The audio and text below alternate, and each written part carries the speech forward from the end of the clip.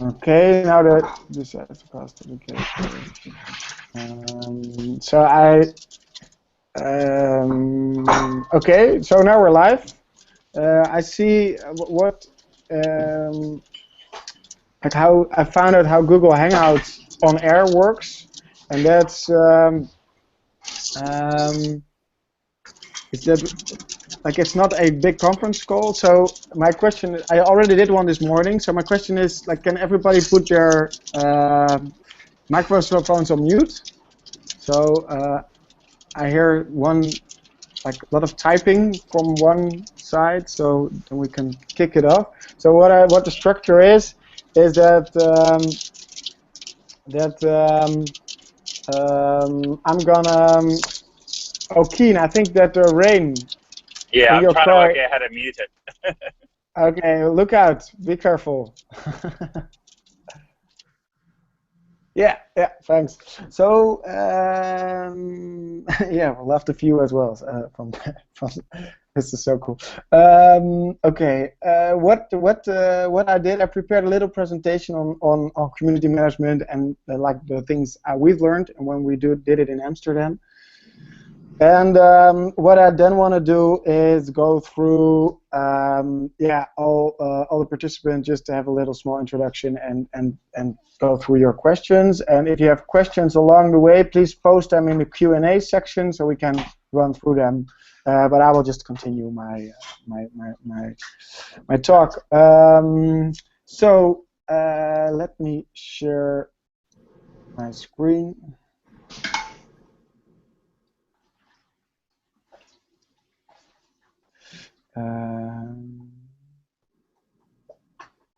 Let me see. Here, screen share. Yeah. So first of all, welcome everybody. Awesome to see so many people around the world. We're gonna do this 4 times today, or I'm gonna do this 4 times today. This morning I had a call with people from Mongolia, from Mecca, from New Zealand, and so that was really cool. And we now see also some people from Australia, South Africa, and I think from the UK, and we'll hear more about it later. But first of all, just a small. I just have a small presentation on what we've learned from community management, and I want to address a few topics: the mission, the team, the prototypes, campaigning, communication, events, and use cases. All things I think are involved and critical for building a good things network community.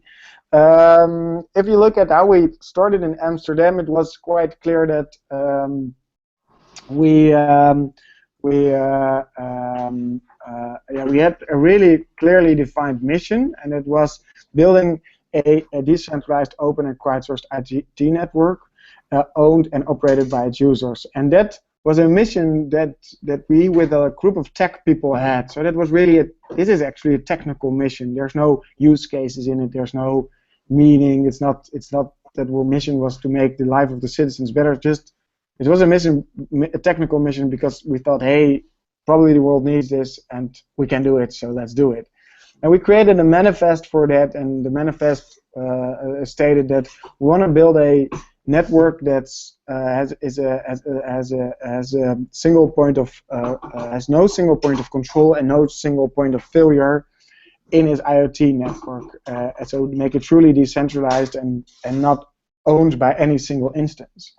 And I advise like every initiator or community member to do the same, to have something that makes you stick together. So it's what's the common goal you're after? And what I feel is that, like for local communities, these use cases or these missions or the reasons or the goals you have are also way more local. So try to define that and see if you can build a team around that. And also set some goals as well. So like, when do you want to achieve what? If you look at the team, if you look at the Amsterdam team, we had quite a diverse group. And so, for instance, if you look at these pictures, there are like physics scientists, there's a policeman, there's a startup founder, there is a student, there are some entrepreneurs, and there are a few programmers. And what was very interesting and fun about is that we had all these different kinds of people doing different things. So one of the competences, a few competences I think you need in your core team is communication. So throughout what we're doing, communication is very key, because we're selling something that a lot of people do not yet know. So you have to be aware of what you tell who. You have to be aware of spreading like what the technology does, and maybe also convince tech businesses or like programmers to join your community. But of course also all the people that are gonna build a network and do the build a network and do all the pledges for the network equipment. Then of course technology, especially in the beginning, you want to build initial prototype. You want to have something that works. I mean, it's way easier to convince somebody if you have like already in your as a community built like only one end-to-end solution with a gateway and a small app. Which should work. So technology, of course, is a big key of this. A competence, then campaigning. So somebody who has the competence and a network to convince people in their area to like buy these gateways and host them and place them. Then implementation. So with the Kickstarter, we made sure that we're producing a gateway that's really plug and play. So actually only connecting it to the internet or to Wi-Fi should make it work. But still, people will have a lot of questions. It's good that you have like a responsibility in your community for somebody that's responsible for the implementation. And then some business is both for the network and the business sense for the network is very important, as well as that. In the long run, you want to keep it more sustainable, and you want to get on partners or do partnerships with governments, with other businesses, to see if we can make this network sustainable over time. So that's a bit about the team. What we experienced in Amsterdam is we made both for the technical part as well as for the communication part. We made a use case. So we made a really typical Amsterdam use case, which is a wet water sensor that that you could put in your boat in the canals in Amsterdam, and when your boat would fill up with water, you would get an SMS and be notified of that fact. So this is a really typical Amsterdam case. Anybody you tell this story, he gets it. Like your grandma gets this story. Maybe they don't get how it really works, but they get the idea, and then they see, okay, if you enable this kind of stuff, yeah, you can think of other use cases as well. So that's a really important facet. And it's also a really important facet because it forces you to make a one end-to-end solution as a community and setting an example for doing this and learning and getting to know this technology, which is also really important. What I also found out is when people do this around the world, for instance in India, they found out that they needed to like make sure that they get their legislation sorted out. So there are some in India. It's quite it's quite unclear like what you can and cannot do, and some rules are diverted to the local authorities. So this is very interesting to get hands on and to get your feet in the dirt and work with it. Then campaigning. So when you're addressing, so you made this initial network work, you got your team, and now you want to convince other people in your area to buy these gateways and build a network together. And we defined 4 target groups that are interested in this. We see the do-it-yourself community. We saw that, for instance, through Kickstarter. It's like the makers.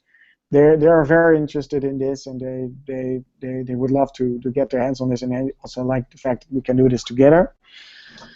We addressed a few innovation hubs. So in Amsterdam, you have a few startup hubs. You have a few corporates have a few innovation spaces, and they really love this idea. They really love the fact that they want to be involved. They want to have their name on the map, and like convincing them was really easy to do.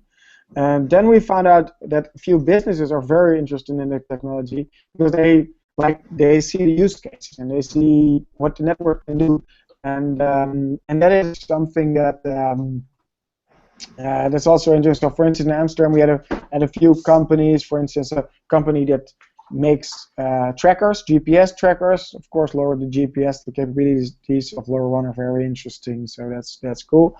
And we have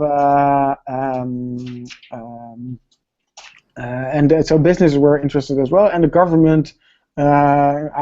I spoke to the CTO of Amsterdam, and he literally said, like, as a smart city, we have 1 million use cases for this LoRaWAN network, and they are getting involved as well.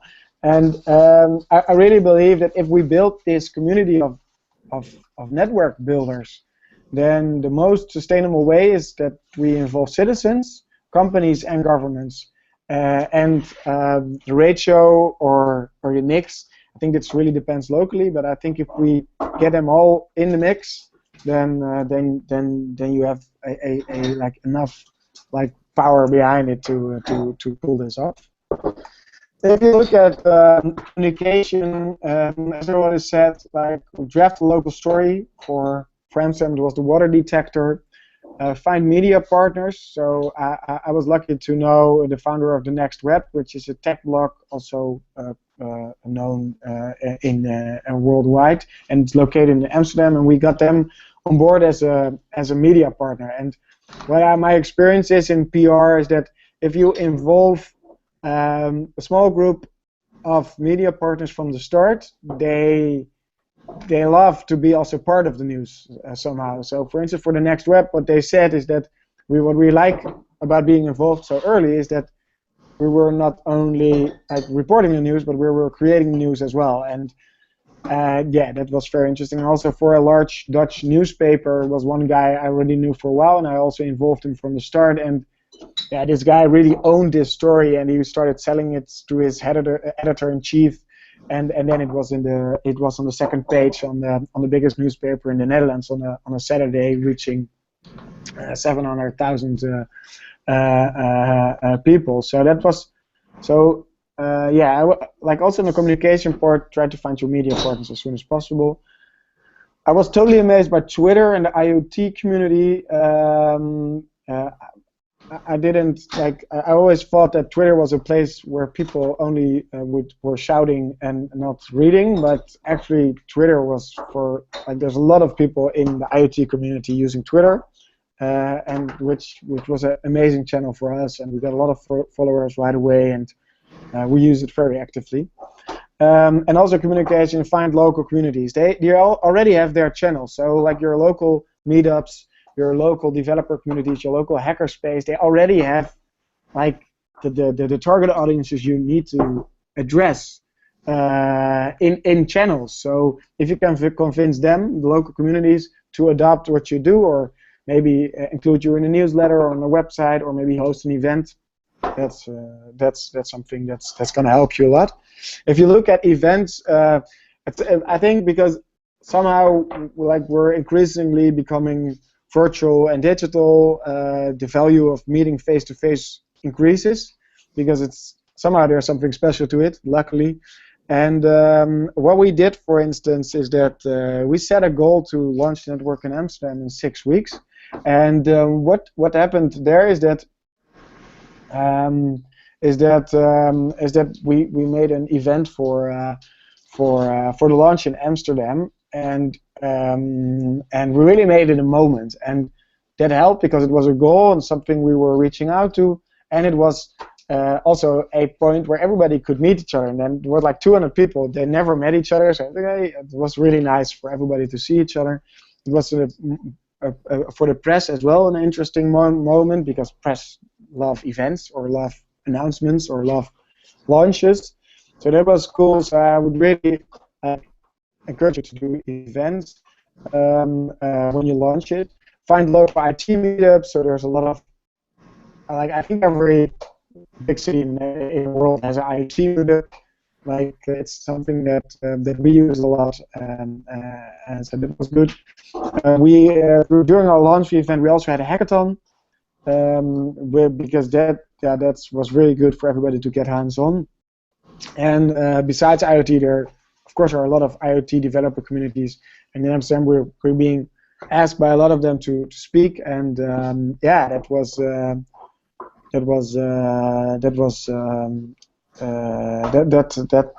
helps us a lot, also spreading the word. Then use cases. So that's next. So we, of course, you have the example one, but then you wanna like include community members that are gonna build use cases, and that's something we're in Amsterdam trying to do by having a hackerspace every Friday from 1 till 5, and yeah, like inviting everybody that wants to build something on a network and to share their stories and to do something together. We have a use case that we're building with the community together with one of our communities in Martha's Vineyard, which is an island in front of the coast of the US, in front of the coast of Boston. So that's something that's going to come up, and we're going to name that the Things Labs, and where we want to just try out all these different things.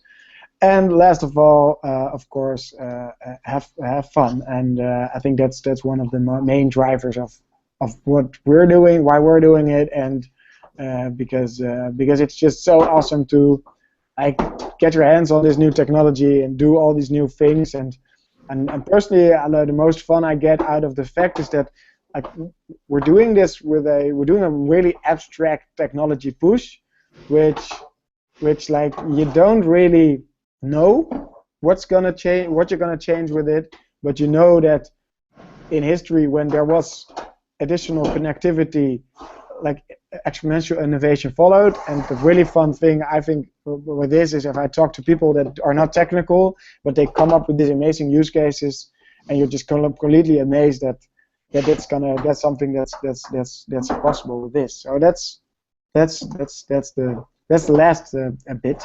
And yeah, so that's a bit of my story. I hope I kept it a bit short. And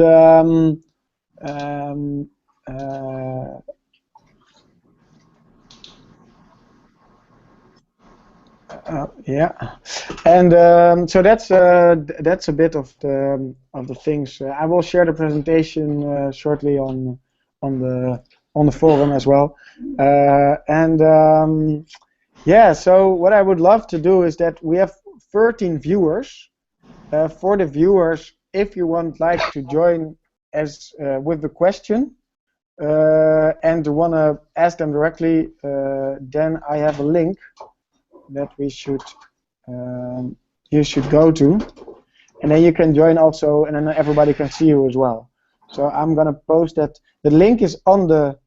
So I posted in the group chat.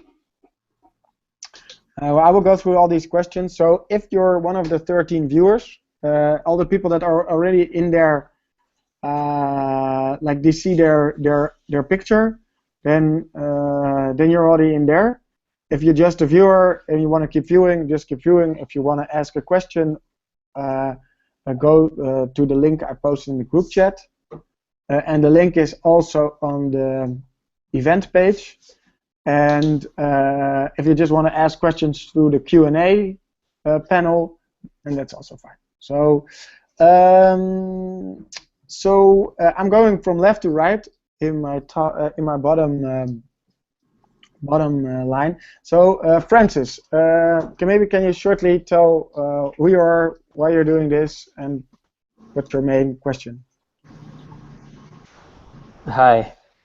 You're going from left to right. Well, on my side, I'm on the right anyway. Okay, I can imagine. I thought, yes, I'm latest, so I have some time. Yeah. No, I'm a software developer from Belgium. I work for an IoT company, and I'm just interested in the network and also what you said, like when new things become available to people, a lot can happen. And I'm more interested in the technical part, in connecting stuff.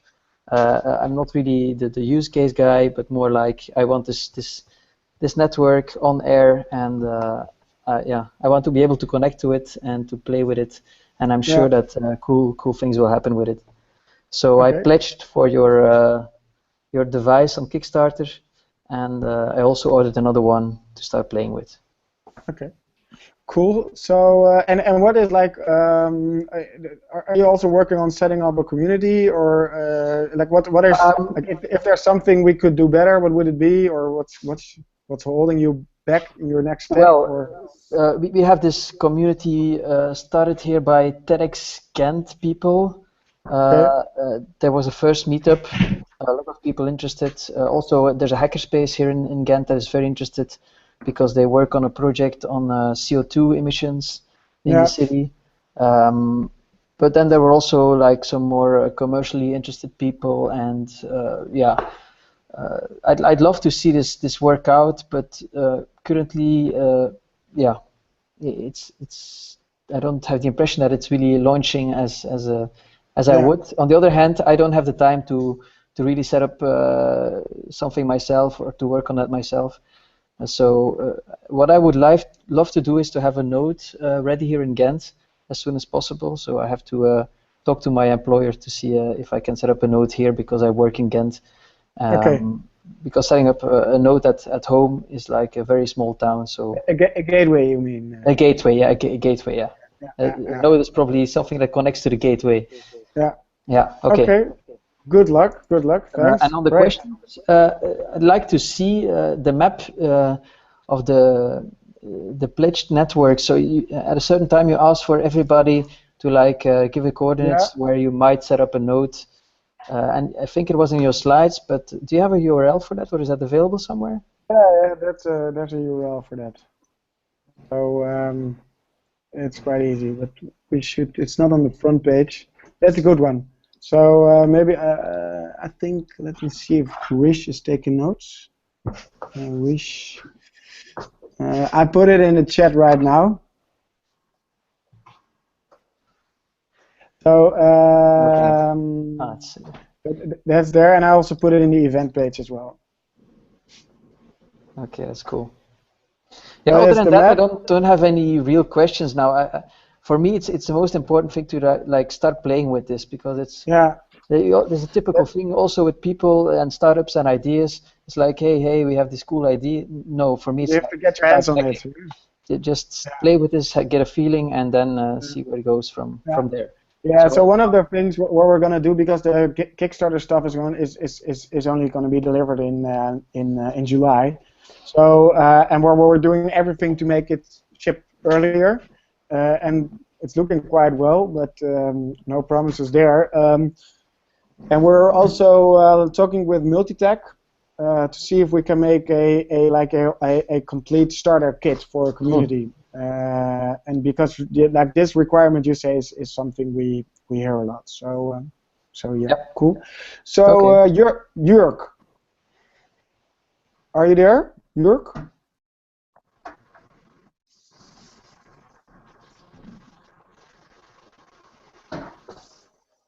Jörg? No? I think Jörg is on mute, so if he talks, you won't be able to hear him. Oh, he's on mute. Everyone's on mute. Yeah. Okay. So Jörg, if you have any questions, you can let us know in the chat. Then I'll move into Keen. Keen, can you tell a bit? You've arrived safely. That's good to hear. You're still on mute. Maybe you can tell a bit what you're doing and to the whole group. Am I unmuted now? No, you're unmuted now, yeah. Okay, sorry, because I switched from my laptop from my phone now. So I'm an embedded system developer in Australia. I work with a number of researchers, scientists on various projects, including like monitoring of wildlife like penguins and wallabies. That involves automated weighbridge systems in the field and GPS tracking. Also work with a number of other customers doing Internet of Things projects, lighting controls. I also work in as a IT consultant, so I get involved in lots of all kinds of projects. Yeah.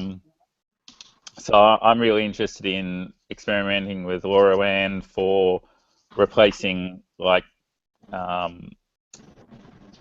wireless links and other more expensive wireless links or 3G modems and stuff like that. Being able to have a lot more devices at lower cost connected for small, basically collecting data like sunlight measurements or pH measurements of water or things like that. So. Cool. Cool, that's good. And what's your? Do you have a question, or do you think what is there something you would like say? Hey, that's something we should improve on, or? Not at this stage. I'm still I'm basically just tracking the Kickstarter at this moment to see what it is you're doing and understand it better. Yeah.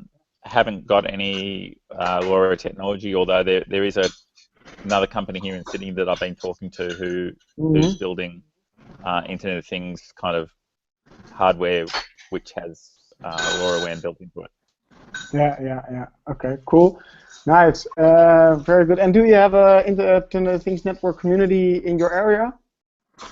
I don't know. I haven't looked at the map yet. Okay. Let's have a look. And and if you want to start a community, let me know then. Because where are you from again? I'm in Sydney. Sydney. Yeah, Sydney. Okay. And I'm also part of the local hackerspace. I'm one of the people who helped set up the local hackerspace in Sydney. Cool.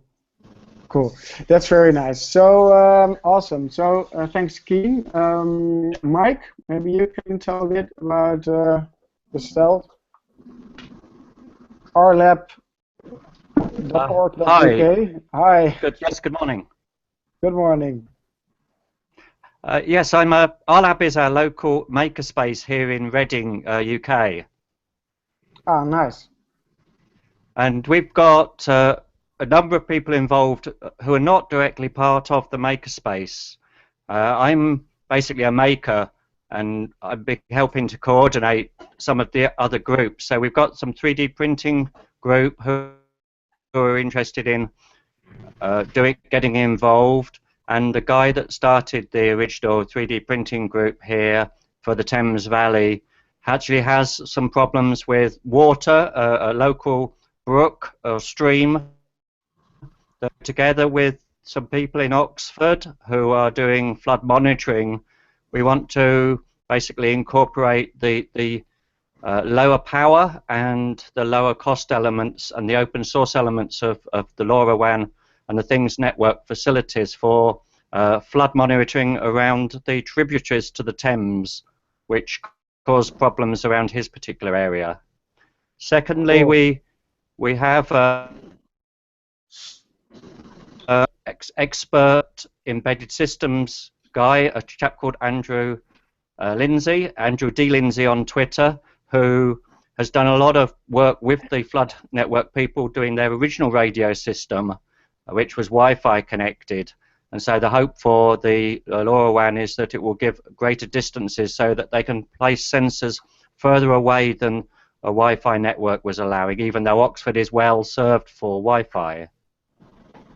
Cool. Very thirdly, because the Thames Valley as an area extends from London westward, really as far as Oxford, you'll be familiar with Three Men in a Boat and their journey along the Thames, I'm sure. Ratty Rat and The Wind in the Willows.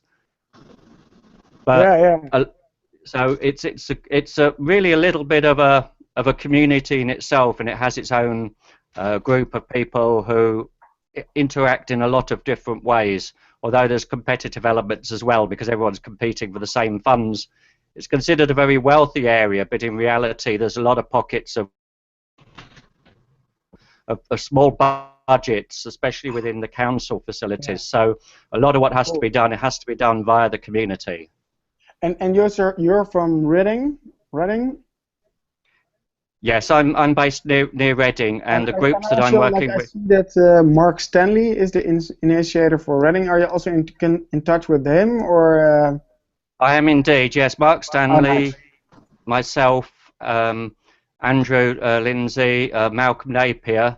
We're actually Nice. meeting up with the Flood Networks people in Oxford tonight, Ben Ward, and trying to pull those people together. I've created a Twitter account called Yeah. TVTTNUG, which is a user group. And one of my questions to you was, what is your feeling about the use of TTN in reference to the Things Network within such things as Twitter handles and forums, etc., where we're not directly associated with your project, but we are leveraging as well? Yeah, so I get this question a lot, and that's a really good question. So how can you use like the logo or the name? And what we said is that the Things Network, we want everybody to use that, and what we're building is a logo generator, so a website where you can put in Reading, and then we'll make a nice the Things Network Reading logo for you, so you can use it on social media. And then it's up to you. So what we see is like some cities already have like an IoT community and they want to build a network, and then they just say, okay, this initiative is already there and we're using the Things Network, and then you just use the Things Network logo as powered by the Things Network or whatever you like. And if you're like new and you want to build the Things Network, it's also fine to use the logo with the cloud. And what we want to do is we want to have like, because we're building a global network. And what we want to have, like, what we're working to is two things. Is we want to, like, one of the main requirements is that I build an application in Amsterdam. I want it to be also useful in Reading. That's the whole idea of the Things Network. So there are going to be some small rules on when you use these logos. So if you use the Things Network logo, you of course have to connect to the Things Network as a global network. That's something that's we're gonna put in the requirements, of course, because that's why we're doing this in the first place. But yeah, so it's like the trademark is completely free with regards to the little cloud and the Things Network, and we actually want everybody to extend that, and because I think that's the strength of what we're doing. To do something similar to we did with the 3D printers, which was to basically say we're going to be a Things Network user group. So we're using the facilities that are provided by the Things Network, not necessarily representing the Things Network. And so that was going to be my approach. I mean, the use of the logo would be a bonus as well. Yeah, I think it's not like it's user is maybe not even a good paradigm. It's like you are the Things Network. So. The only other comment I'd make, which might, sorry, the only other comment I would make, which was relevant to what Keane mentioned, was we have a project with something in the Royal Parks in London. One of their members is interested in changing the way that they're monitoring hedgehogs, and so the Smart Earth Network have a project up to basically incorporate the Things Network as a replacement for their existing monitoring system, which requires to reduce that. That's really cool. So maybe this is something general we should put on the forum. I just want one quick step back to the previous topic, because I think like the whole idea is that we are the network together. So that's why everybody can use the logo, but to also explain that you're a sub-part of this, you should have your name on it as well. So that's why we're doing that. And these use cases, we're asking everybody to share these use cases on their campaign page. So you already have the page, the Things Network /c/Reading. You see you're already placed on some content. You need to complete the team, I see, because you're not on there yourself, but share these kind of stories on there. And also what we're gonna launch soon is the Things Network Labs, where we're gonna build use cases on a global scale together. So for instance, there's already a guy from Martha's Vineyard in the front of the coast of Boston that is building a use case, and we're building this use case together. So that's really cool. So let's go to the next. Nano, you have got anything Well, I'm just. Can you hear me, by the way? Yeah, it's really it's really hard to hear you. It's I guess in a way similar to what Keen has been saying. It's not as far related to the Netherlands as well to South Africa. We've joined up with a South African partner. They are actually a manufacturer of chips, and we're planning to launch a label next year. It's called 112motion.com. And we're looking at the South African market and LoRaWAN, and to see how we can get more business value going. So instead and you're building the Things Network then? Yeah, well, so the problem in South Africa we face is there's not really a LoRaWAN community, and we're trying to figure out, which is why I'm attending this event, to see if we can align business value with the rollout of LoRaWAN. So you get traction on LoRaWAN, not the LoRaWAN as a network per se. Yeah, and that's actually what we already did in Amsterdam, because we did this different use cases. But there's a community in South Africa already. In Kaapstad, I noticed, yeah. Sorry? In Kaapstad, Cape Town. Yeah. So, and then you want to use the Things Network, right? Or you're... Yeah, what we want to do with our devices, we want to LoRaWAN enable it, so put in that stack for communication. Okay. And mainly for the rural areas in South Africa. Yeah. So that's what we're considering doing. And you're in South Africa as well, or is it? It's our partner. So we have a joint venture with a South African firm.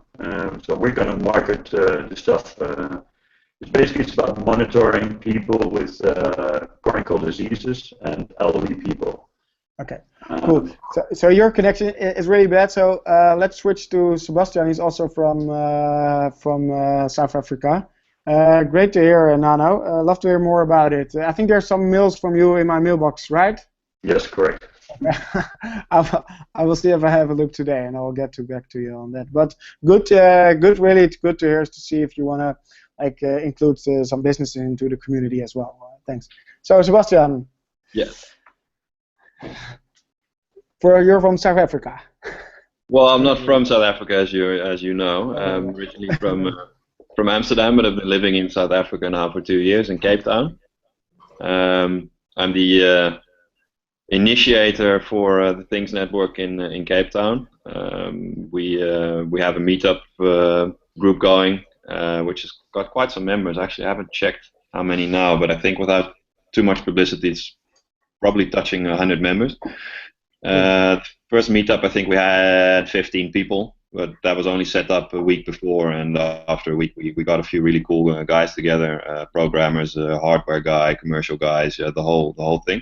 So it was really nice. I've been not really involved, but always had a keen interest in the Internet of Things. In 2004, I tried to set up, which was still called machine to machine back then, weather stations that would provide real-time wind data for wind surfers and kite surfers on the beaches in the Netherlands.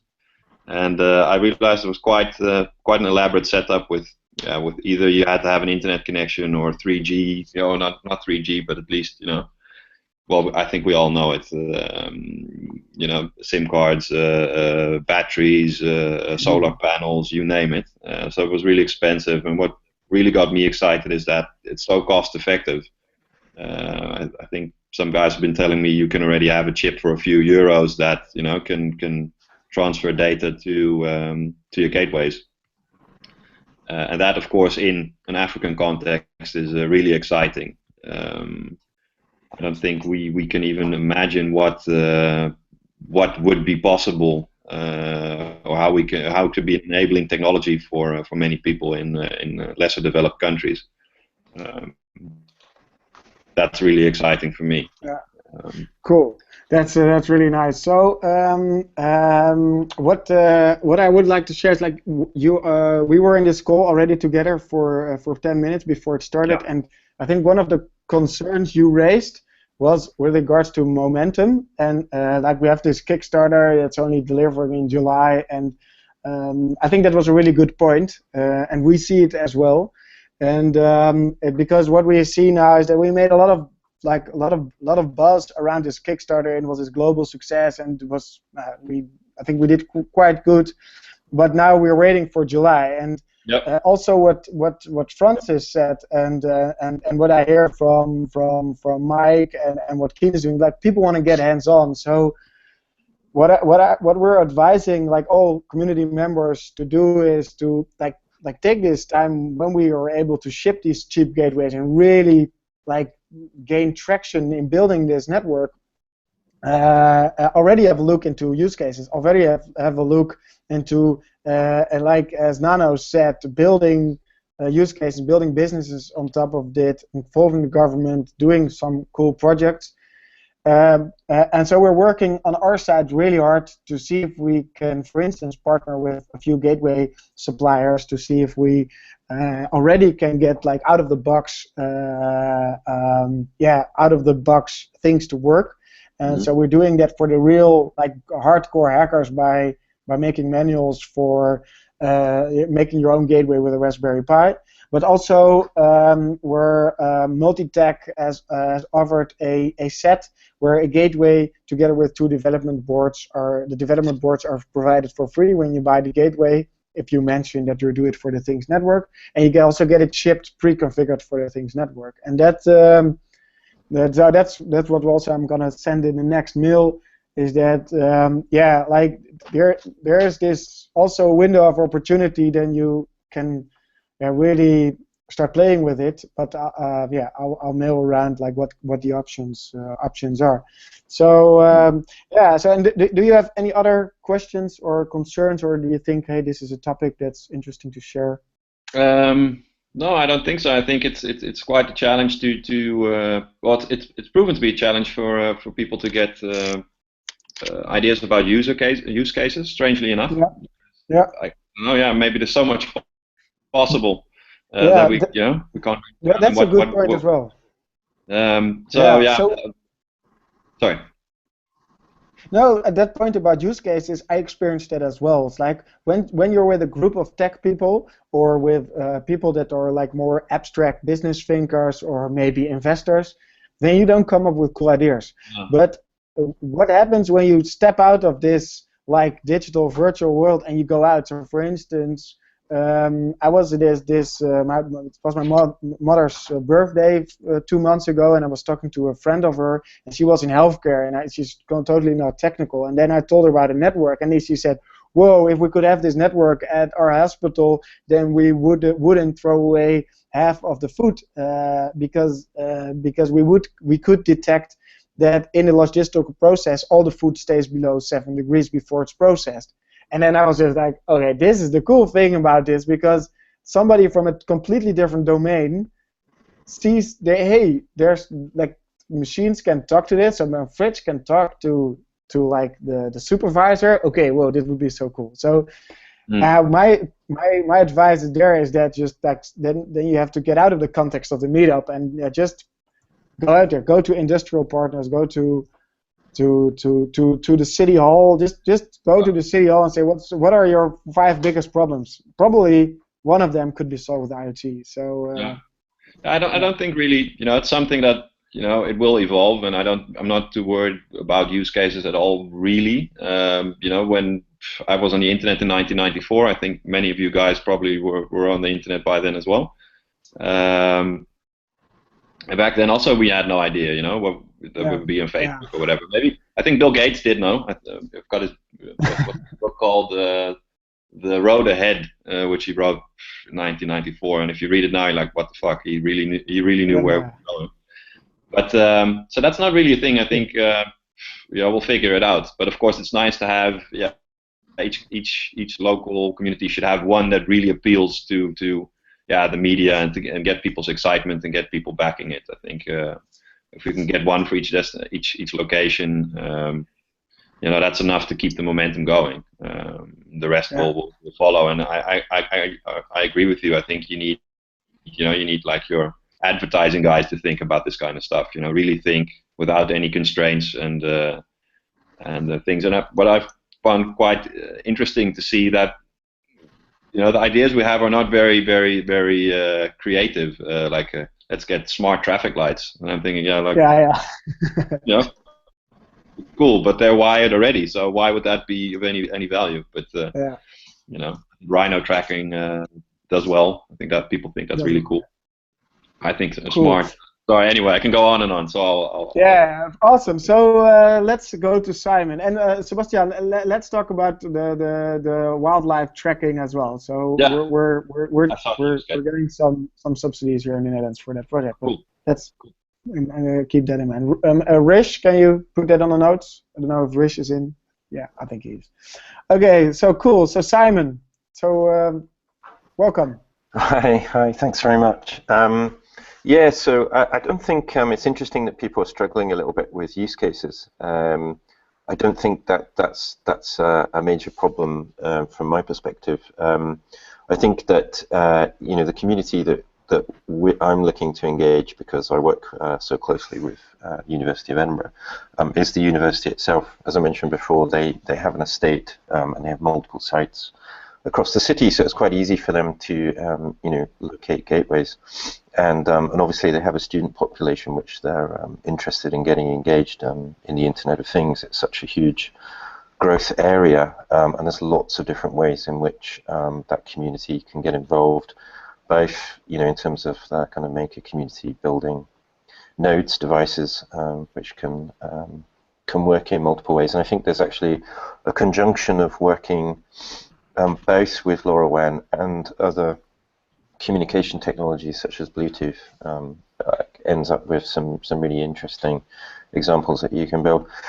Like most cities, we have an issue with pollution, and I think something like LoRaWAN enables a different level of pollution monitoring to be able to take place.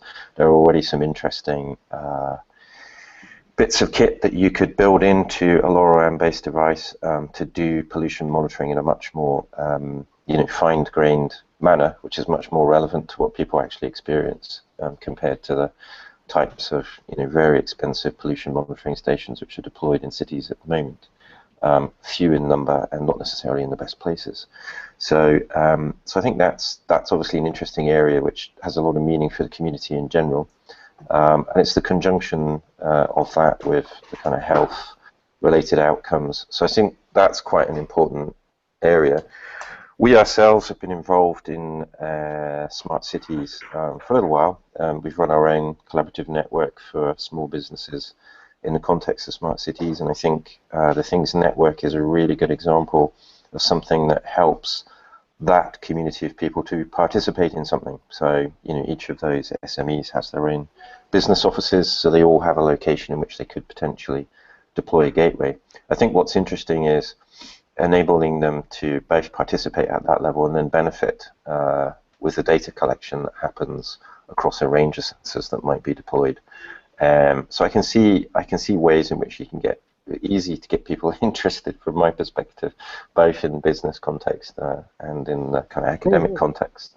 So I genuinely don't think that's a problem. We've got a number of different examples of use cases which are quite commercial, so can't necessarily give all the elements of that away at this particular point. But we think obviously this technology is an enabling technology, and yeah, I think it's interesting to me to try and understand. Sorry. The community? Are you setting up the community? Yeah, so that's exactly what I'm doing. So I know you guys have a pending request from me to get a page up and running, so I'm keen to progress as fast as possible with that, because then we can start to publicize.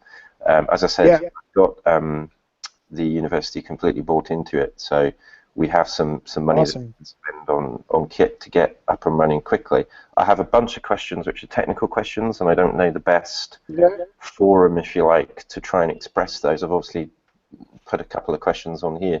There are other technologies out there, so I don't know if this is a point at which it's worth raising that particular issue. But for example, Sigfox is a commercial. The Sigfox question. Yeah, that's a good one. That's a good question.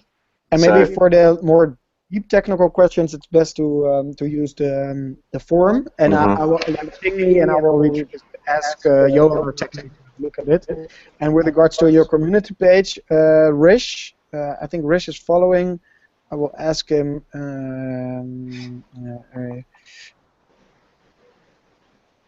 Rish is following, so Um, Rich is following, so he will get back to you on the community stuff. Was something happening with my Google? Do you still hear me? Yes. Okay, cool. So with regards to Sigfox, Sigfox is a similar technology. It uses a similar band. It's the main difference is that Sigfox is a commercial network where they are seeking a lock-in on the data layer. So everybody can build devices on top of their network and send data to their network, but then they store it in a data store, and you have to pay like somewhere between €1 and €0.5 a month per device to get your data. Yep. And there are different price points. So if you want to send more data points every day, you pay more, but it's somewhere between €0.5 and €1 per month. And the main difference with LoRaWAN is that LoRaWAN is an open technology, so you can build it yourself. Semtech, the chip manufacturer for providing chips for the gateways and the nodes, they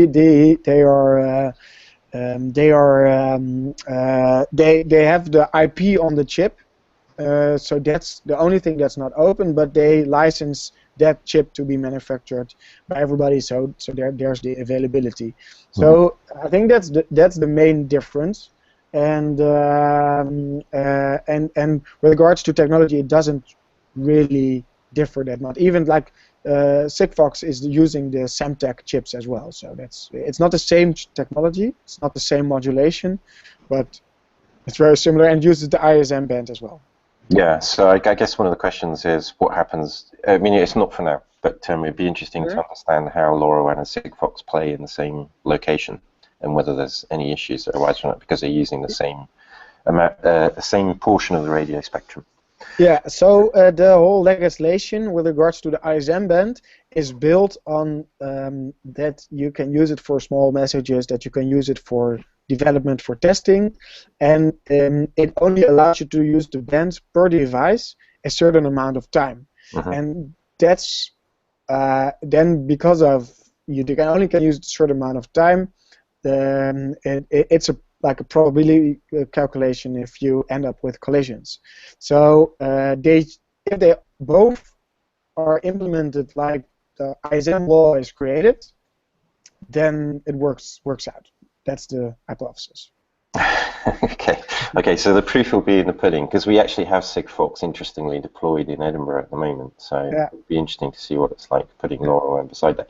When I've looked at the technical aspects of this, from what I can tell, and I'm not a radio engineer, I hasten to add, but it looks like LoRaWAN is more performant in terms of compared to Sigfox. So you can send larger messages more frequently. There are some very basic constraints which are in place for Sigfox. So Sigfox is lower bandwidth even than LoRaWAN itself, and there's a bunch of constraints. So I think, in essence, it looks like LoRaWAN is technically superior, essentially, to Sigfox. Yeah. Although Sigfox and in the end, it's like adoptions. I think they differ technically so little that in the end you wanna have a global covering network, and Sigfox is doing that by getting in on really large investors and with large amounts of money just buying the market. And LoRaWAN is betting on the people building these networks themselves and operators to do that. And the strategy we're having is that what we do is we have communities build a network. We have people that build private LoRaWAN networks. We're convincing them to use the Things network because then you can give the overcapacity to the rest of the world, and because they're connected to our network, they can leverage the community network as well. So, I think we're trying to build.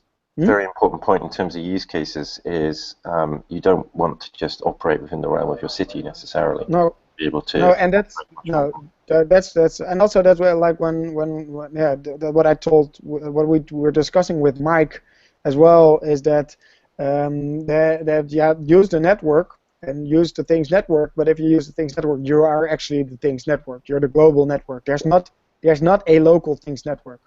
Yeah. the things network. That does not exist. Yeah. So because then it's just a LoRaWAN network using our open source code, which is completely possible because it's open, but we do not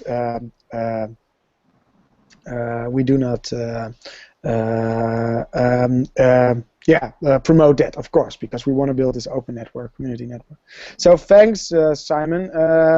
If you have a technical question, please put them in a granular way on the forum, so that if people just don't do a bunch of these, but just every question a separate entry, because then everybody can enjoy the questions. And I'll ask Rish, our community, one of our community managers, to make sure that these answers these questions gets answered. Just one last thing on the community development side. Do you have a standard form for essentially advertising the Things Network? So I've noticed that there's a few additional thingsnetwork.org derivative sites which are city specific. Yeah, you will get such a site. So I will ask Rish to set that up for you very soon. Okay, great, thanks. Yeah. Awesome. So Thomas, you have to add some. I have to go in 5 minutes because then the whole session ends. Hi. Sorry, you still have 5 minutes. Yeah, no problem. I'm a chief scientist of SME, which is working in the area of smart cities. We are providing solutions for monitoring people flows, basically. Okay. And why came we up with this idea of kickstarting the LoRa network in Bern? Yeah. We are sharing an office with a partner company, with Ramon Hoffman. Yeah. And we also have the Fab Lab Bern at our site. And as an engineer, totally technology addicted. Yeah. And my main area of expertise is cellular and mobile networks and wireless networks. For the University of Bern, I set up a network for monitoring water flow in the mountains. Yeah. Using a wireless mesh network. There's a lot of experience in this area. Okay. And what's your specific interest in the Things Network? It's coming from it's personal interest. I want to connect my environmental sensors to the network, just some kind of private garden monitoring. Yeah. And we have some ideas of tracking stolen bikes in Bern. Ah, interesting. So awesome. That would be. And do you also have do you have somebody that want to build the network in Bern, or do you want to lead the community there, or is it something you want to do with a group? Yeah, we're a small group as the 2 companies and the Fab Lab. Nice. We want to kickstart, and Ramon has subscribed to on your website for Unity building. Okay, nice. Starting now, and unfortunately Ramon could not join because he's completely busy with his company at the moment. End of the year works. As usual. As usual. Okay, thank you. So I have to wrap up because I have a call in 11. Thank you very much. Rish, maybe you can also see if we can push the Bern community page a bit. I think if I look at the questions, nice. Kim Sofso said he's sent this link. I get the questions for inspiration. That was interesting. And there's a, will the range of the gateways be affected by tall buildings? What are the best locations to place the gateways? Best location by Lucas Will. Best location is to have a large as high as put the gateway as high as possible. That will be the best place. And yeah, large buildings will affect radio frequency technologies. So that really needs to be tested in your local area. Besides the cost of the gateway, what kind of costs are entailed in LoRaWAN networks? I haven't seen the gear for sale in North America yet. Do you know who the vendors are? So 2 questions. we need to run a network infrastructure. So the Things Network Foundation will run a development network. But if you're a heavy user, we will ask you to run some Amazon instances of the network in your geographic area.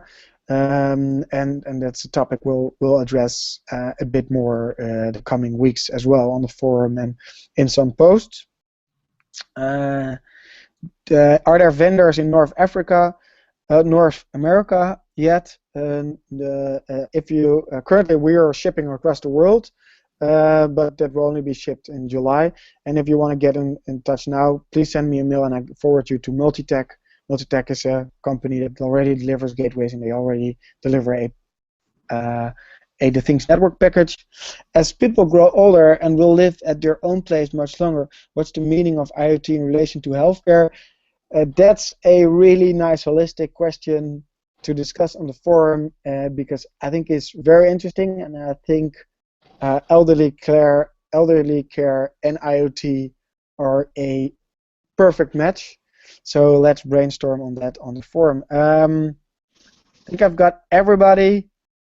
Thank you very much. There's a last chat by Mike. I agree about TTN being one thing, but deployment will be geo-based. Communities and local deployment chat needs to be local and group subscribed rather than... Yes, totally agree with that.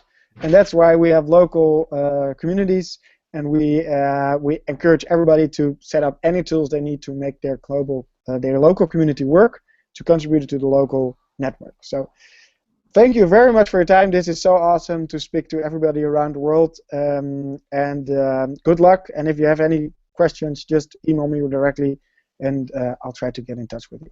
Okay, bye everybody. Bye.